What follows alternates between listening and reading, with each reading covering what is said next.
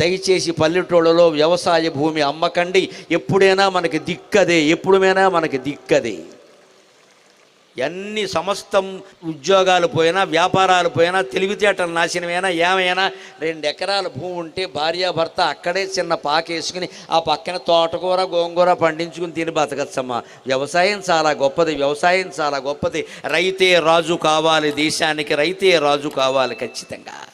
మీ పిల్లలకి జై జవాన్ జై కిసాన్ అనే నిదానాలు పరిచేయండి. వ్యవసాయం చేస్తానంటే చెయ్యనివ్వండి అమ్మా దయచేసి. ఇప్పుడు ఎలా తయారైన మట్టి పిసుకునేవాడికి నేను పిల్లనవను, పీక పిసికేవాడికి ఇస్తావా? ఏం మట్టి పిసుకునేవాడు అంతకంటే భ్రష్టుడా? పీక పిసికేవాడికి ఇస్తారండి.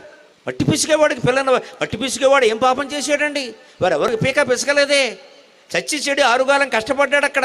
భూదేవో భూదేవో అనేది సమ్మక్కకి సారలమ్మకి దండం పెట్టుకున్నాడు భూమి కోసం. వాడు మనకు దుర్మార్గుడి కింద కనపడుతున్నాడు, బలహీనుడి కింద కనపడుతున్నాడు. మన బోడు